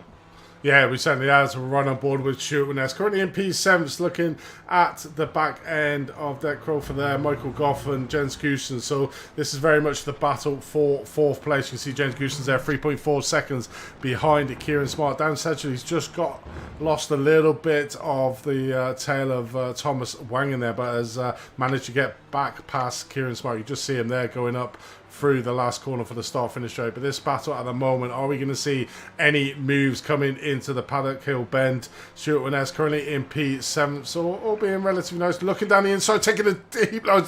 Well, I was thinking about it. Literally, I think he might have just got through there. Yes, he has. Michael gets in front of Deck and pushes him slightly out wide. I think he just scared Deck there going into there, and that's Deck losing another position to Tom Hertridge in 7th place as well. So lost 2 positions in 2 corners, did Deck? Yeah, unfortunately for Deck there, just sort of being squeezed out wide, and finding himself now sitting in P8 overall. But still P3 in his class, and it's never bad to end up on the podium. No, it's not in his class. He's certainly there. The points positions are for overall finishing positions out on track. No, it's not. It's overall positions in their respective classes. So it doesn't really mean. So at the moment, Stuart Winness is in 1st place, Tom Hedrick in 2nd, and Deck Crawford is in 3rd. So still some valuable points, even though Michael Goff is sort of in between Stuart Winness and Tom at the moment. But the points are based on the finishing positions in class, not overall finishing positions out on track. So some decent points certainly to be had for this session for Deck. I mean, all the rounds, there is no drop rounds within this. So if you have a bad round, that could put pay to your championship. So it's really all about consistency out on track. As we join back with the battle here for P12 overall, you got Leah Anderson in 13th, Steve Pearce in 14th, Alexander Scrett in 15th, and Craig Salter here in 16th, all covered round about 2 seconds. So a bit of a tight battle in the mid pack here for the overall positions. I mean, this is probably 4th, 5th, and 6th in the pro field, where we're looking at the moment, with Craig in P16th. Gone into the pit lane, so has he got that pesky 15 incident limit? We set it rather low, so then we try to keep the racing nice and clean, but a lot of the off-track, and this is probably an easy track to get them off tracks here as we join back up with Steve Pearce in the middle of the train that we were just watching. Oh, snaking all over, coming up into Druids, and there goes off wide, out wide there into Druids, and literally gifts the place to Steve Pearce, who's currently up, only down 1 position from where he started in P13th at the moment. Yeah, unfortunate to see Leah going off there. She was making a fantastic recovery drive from a bit of an earlier incident. She's had a really good, solid race 1 and race 2, getting good positions there, but not easy to handle the Clio when you're under so much pressure and trying to squeeze on those brakes without that ability of the ABS. So I was watching Steve Pearce here, trying to maintain that inside line with the IGL Coatings car, pushing him on the outside. I mean, is this a chance? Oh, very close move there. I mean, is this a chance now to go for the attack going down into Paddock Hill Bend? It could possibly be the opportunity. I think the problem was that Alex got a really good exit out through Clark's curve, so was able to maintain that position on Steve, even though Steve had the inside line there. But it's all about the exit speed. It's very much similar. If you've not driven these cars, they're very similar to the Mazda in that you need to try and maintain that speed. Do have a little bit more horsepower than the Mazdas out on track, so you are able to close that that gap. But you still need to maintain. There's a bit of mistake there from Alexander Skret. Goes deep into Xerxes and literally gives the position, another free position there for Steve Pierce, who's now up to P12. Does look like this is probably where he's going to finish within this battle because his gap is 4.1 second up the road to Nathan Maximum in 11th place. Yeah, not an easy move there. It's quite interesting. I mean, to see the IGL coatings driver there make a mistake on that part of the track is very unusual. I don't know if it's a lapse of concentration for a second, but that is normally taken absolutely flat out. But I mean, with the track temp coming up, is that now? You read my mind. Thank you. Yeah, we're up to 38 degrees there now. Not quite hitting that that awful magical 40 where it turns into an absolute skating rink, but we're finding the drivers starting to struggle now with the lighter fuel load and finding that the track temp is still up there in the 38 degrees range. It definitely is. It's sort of almost been neutralised at the front end of the race. Thomas Wangen has a 2.2 second lead over Dan Sedgley. Dan Sedgley has a 1.8 second lead, but this is certainly a tight battle for P18th at the moment. Craig Salter just trying to get onto the inside line for Paul Joseph Clist here. Coming up, manages to get that in. I think he has got that position done already here. Paul Joseph Clist just going on the outside, just going to tuck up behind. He is a different class, so doesn't need to give him a little bit of a flash there. I don't know if that was to say, there you go, mate, you can have it. But makes a slight mistake here and gives the opportunity for Paul Joseph Clist to come back here, coming up into Druids. Doesn't decide to take that inside line lunge that maybe a few of the other drivers do, but that is Paul, isn't it? A super safe driver when racing and really clean.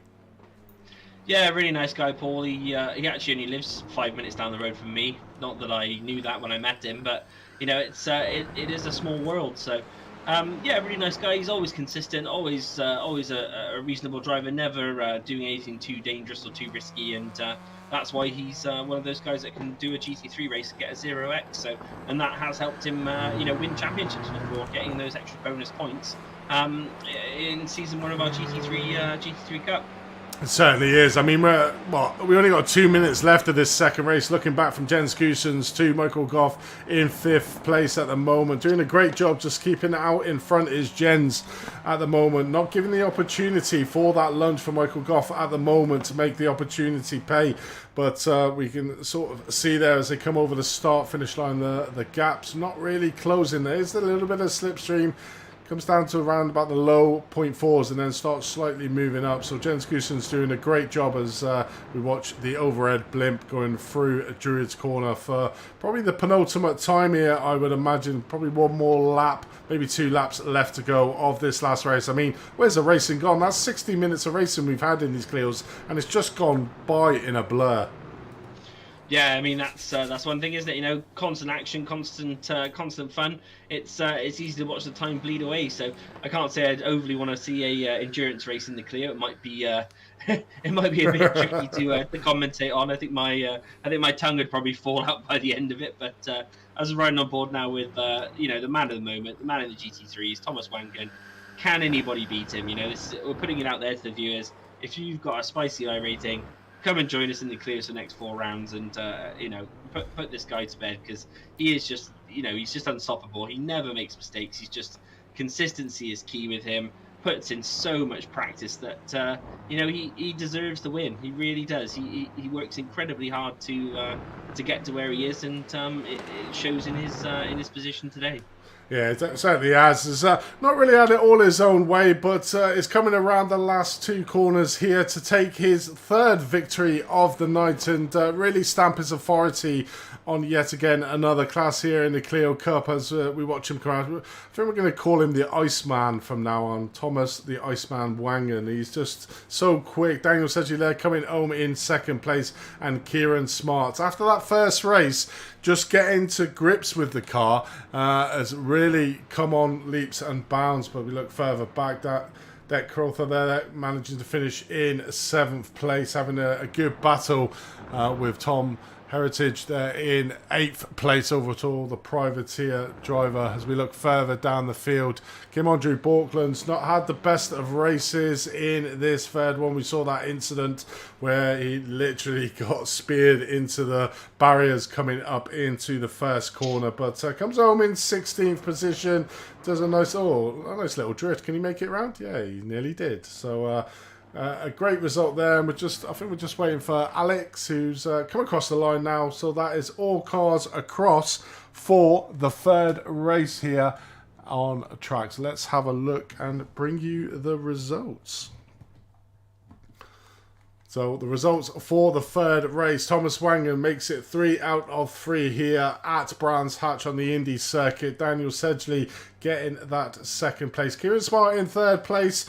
Jens Goosens in 4th, a great result for him, with Michael Goff coming home in 5th place. In 6th place, top of the Pro-Ams is Stuart Winness, and Deck Crowther there in 7th place. Tom Heritage in 8th, Stuart Gibbons in 9th, the top of the AM drivers. Lee King McGee in 10th, Nathan Maximum in 11th, 2nd place in the AMs. Steve Pierce in 12th, East Frederick in 13th place. Gordon Hagen 14th, Leah Anderson in 15th, Kim Andre Borkland in 16th, with Alexander Scorette in 17th.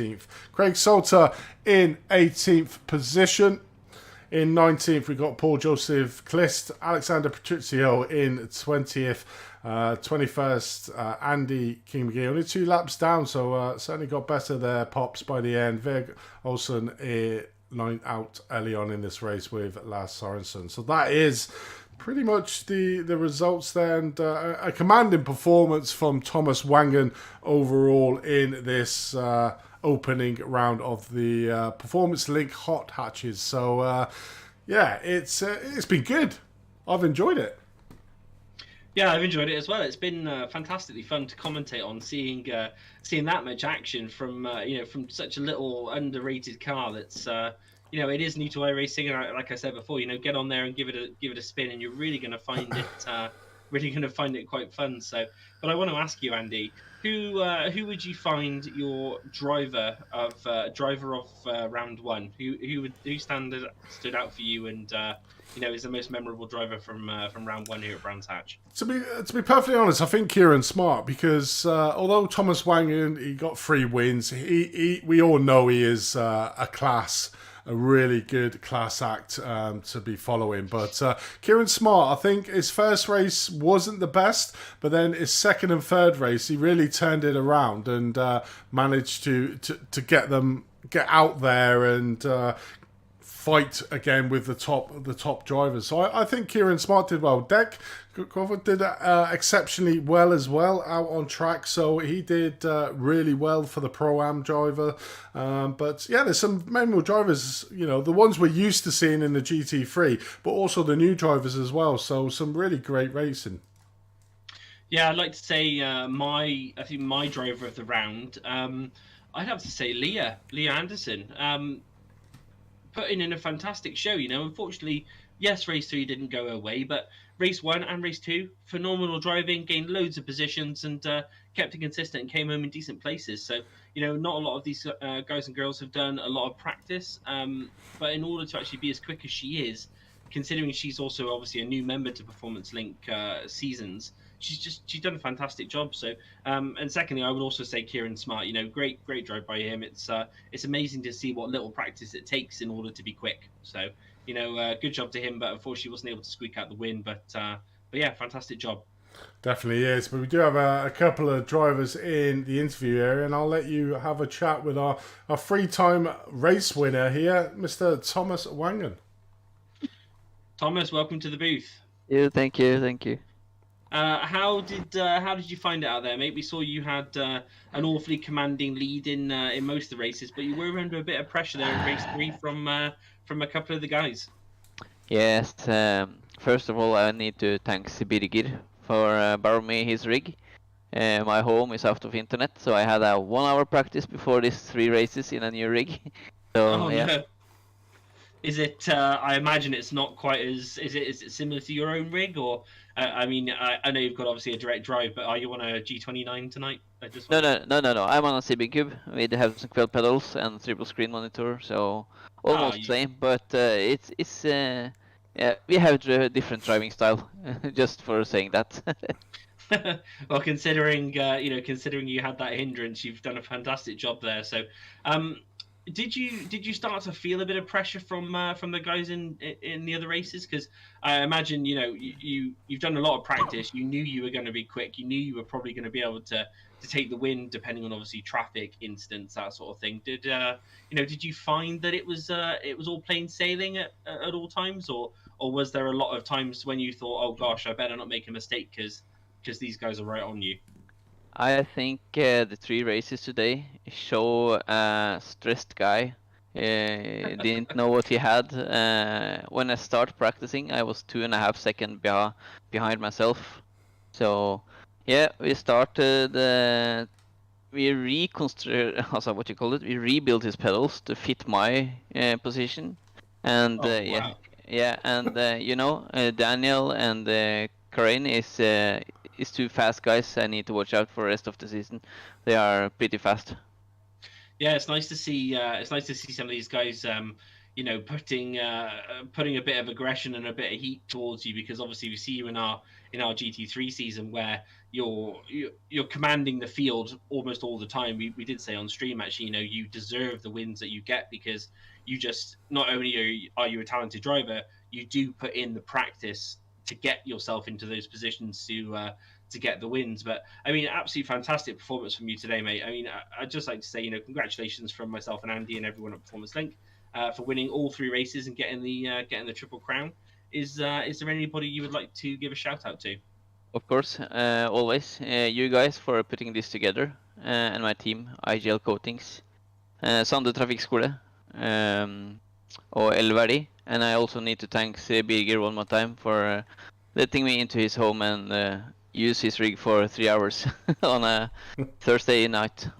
Yeah, that's incredible friendship there. So thank you to him for allowing you to be present today. We do appreciate it, and it's worked out well for you, and you've got a win in all 3 races, mate. So congratulations. Thank you, thank you.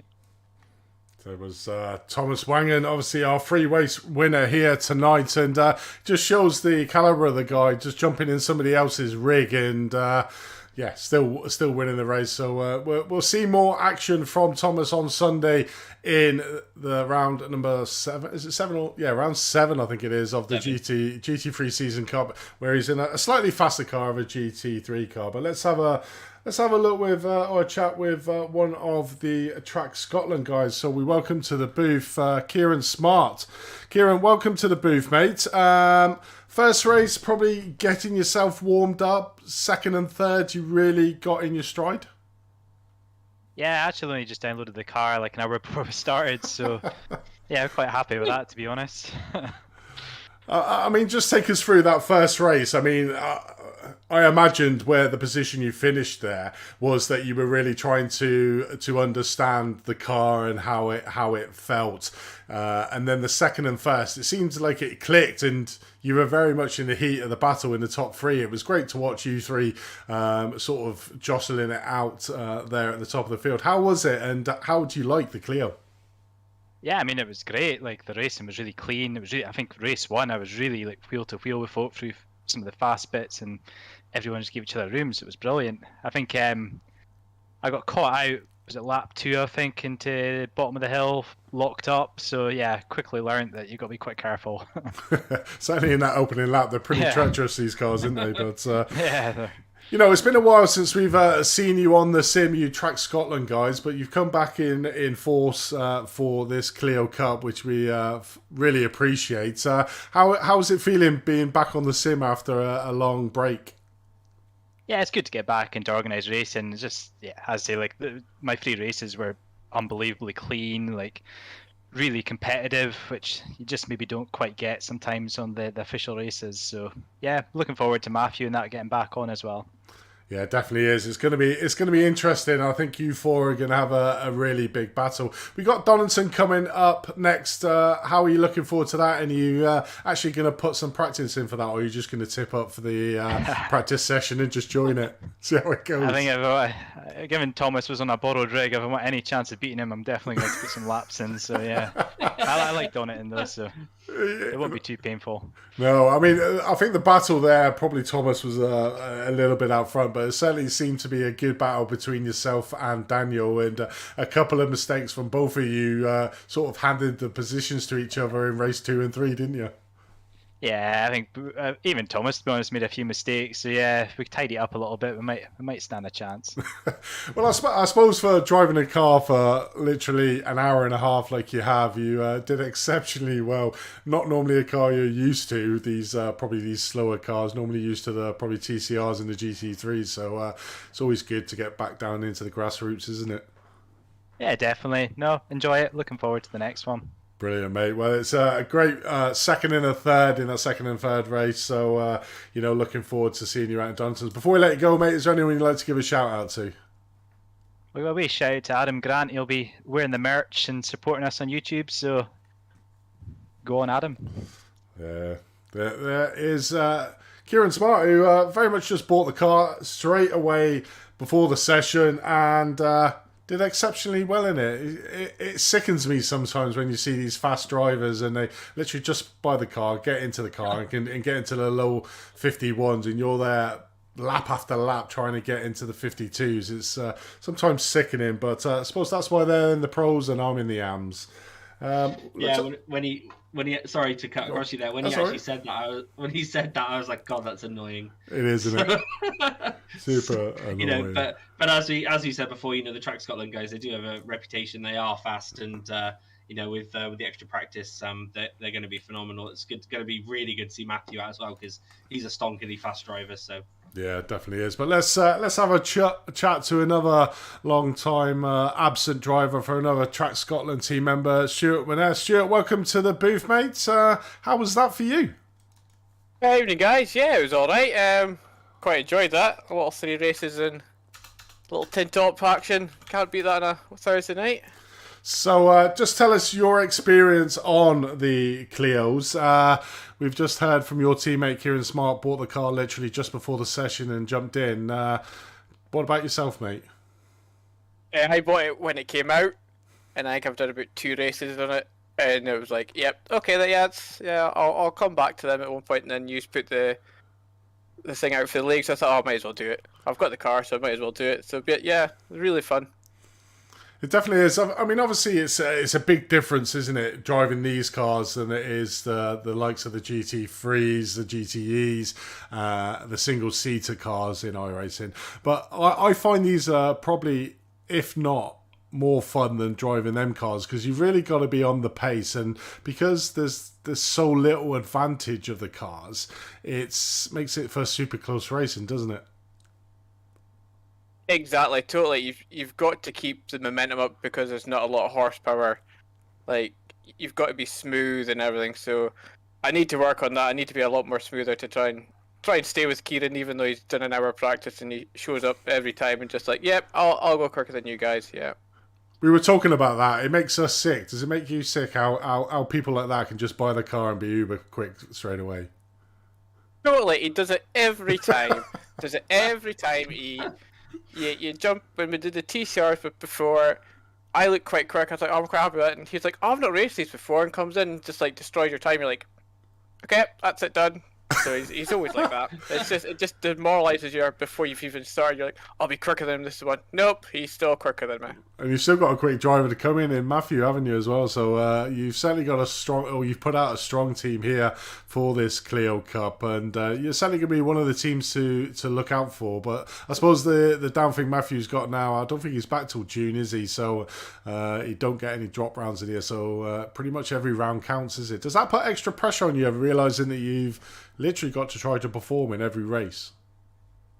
Yeah, that's the thing. Me and Kieran and Alex have got to try and get points just now and try and keep up the points, and hopefully when Matthew comes back he'll jump straight in and also be like Kieran and just be quicker than me anyway, so that's a good point. Yeah, it definitely is. But the points are for basically finishing position in class, not where you position overall. So, you finish first in sixth overall in that third race, but you finish first in that Pro-Am. So, yourself will be providing the top scores for your Track Scotland team in the team championship. But, Stuart, I mean, it's been great to chat to you. We've got Donington Park out next time. Are you looking forward to it, mate? Yeah, another classic track in Britain, and we're looking forward to it because I quite enjoy Donington Park, so it's a nice flowing circuit again, so can't go wrong there. Definitely is. But thanks for joining us, Stuart. Is there anyone you'd like to give a shout out to before we let you go, mate? Yeah, I'll just give a shout to my brother who's probably watching, and then probably Adam Grant. Thanks to his wife for letting him put on the TV and watching us on the TV, so... Definitely Absolutely. is. Well, cheers for joining us, Stuart, and it's great to see you back behind the wheel and joining us here at Performance Link in another league. We look forward to seeing you out in the next round, mate. Good luck. Yeah, no bother. See you later, guys. Cheers. So there we have. We've had 3 interviews tonight. Obviously, the drivers are more than welcome. Any drivers welcome to come in. We can have a chat with them, see how it is. I think it was a story of 2 halves there, really, Tom, though, but because it was...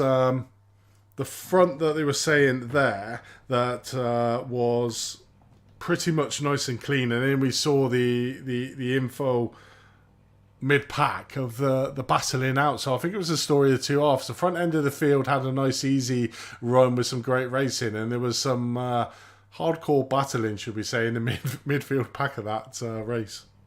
Yeah, I mean, the middle of the field is normally where a lot of the action's going on, because, when you do have your crazy fast guys running up at the front, they normally aren't under too much pressure, and the racing is almost like so clean that there isn't too much aggression. But when you're in the mid to front pack, these guys are desperate. They want to get in there. They want to stick the nose up the inside. They want to make the aggressive moves, and we did see some of that today, and it worked out well for some, as as we were speaking to Stuart there. But unfortunately, it worked out not so good for others, as we saw a couple of guys nearly roll over and have a bit of a bad day. But yeah, like I say, the Clios, they're phenomenal. I mean, I haven't had that much fun commentating since I, started. Probably since the last. Since you started. Yeah, pretty much. So it's it's absolutely phenomenal. But one thing I am looking forward to, though, just to drag away from Clios, is super trucks. You said it earlier, and it's sticking in my mind now, and I'm just desperate for us to get super trucks on the go, because if you guys think this is fun and this is action, you ain't seen nothing yet. Honestly, super trucks is mental. So back to Clios. Fantastic job today by all the drivers. It was, and I mean, it was a great opener. I thought, there was incidents, and you're going to get them in these tin top cars where the power is very similar. You've got a lot of cars around you in a track that sort of almost promotes you to go 3 or 4 wide. But I think overall, all the drivers need commending for their attitude into this first race. It could have gone a lot worse. There could have been absolutely massive smashes up that we've seen. And that, so it's a big commendable to all the drivers out on track, and I'm really looking forward to the rest of the season. It's only a short one, like we said, only 5 rounds, but 3 races in each of them, so that's 15 races that these guys have, and then we're trying to just keep the shorter rounds after we finish with the GT3 season 2, before we come back in the winter with that. So we'll keep you all interested here on the Performance Link YouTube channel for lots of different cars out on track. I think we're going to look at the Mazdas. We're going to look at the GR8s? Is it the new one? GT86. GT86. We'll look at bring them. And obviously, I think one thing that everybody wants to see is them super trucks, because it's just going to be epic. So there's going to be lots of things coming out. So if you want to get involved with us, guys, like I said, please link the Discord link below. Join us in the channel. Even if you don't want to look in, just join the banter that goes on in the channel. If not, just sit back and enjoy us on our YouTube channel. We will be doing every single race live with the awesome commentary from the BBC Radio 2 voice of myself. And we need to find where Tom fits into that. What sort of category Tom fits into. But please... Radio 4. Radio 4, yeah. But, if you've liked the broadcast, please give us a thumbs up. It really helps the channel. And think about subscribing if you haven't.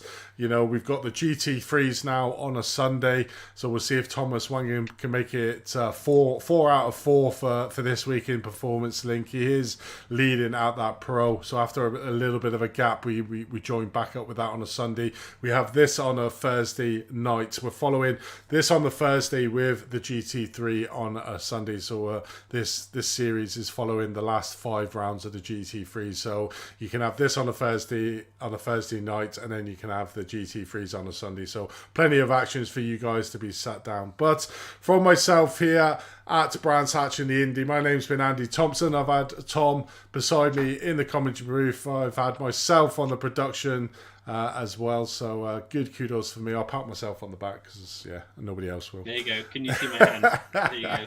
There you go. But no, it's been great having you along with us for the journey. But that's it for tonight. We look forward to seeing you out in the next round to see if Thomas Wangen can prove dominance at Donington Park. But yeah, that was easier for me to say.